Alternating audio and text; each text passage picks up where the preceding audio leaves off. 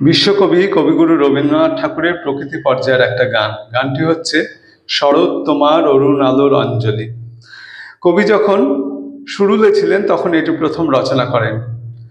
গানটির রচনাকাল 19 ভাদ্র 1321 বঙ্গাব্দ, ইংরাজি 5 সেপ্টেম্বর 1914 খ্রিস্টাব্দ।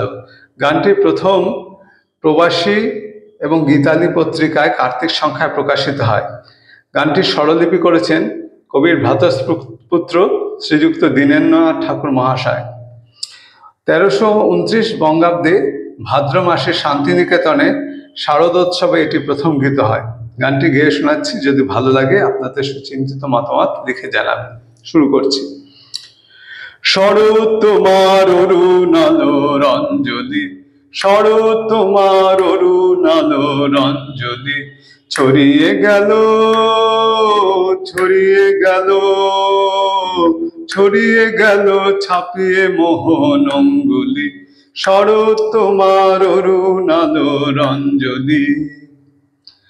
শরৎ তোমার শিশির ধোয়া কুন্তলে, বনের পথে লুটিয়ে পড়া অঞ্চলে, আজ প্রভাতে হৃদয় ওঠে চঞ্চলি, শরৎ তোমার অরুণ আলোর অঞ্জলি, ছড়িয়ে গেল ছড়িয়ে গেল ছড়িয়ে গেল ছাপিয়ে মোহন অঙ্গুলি।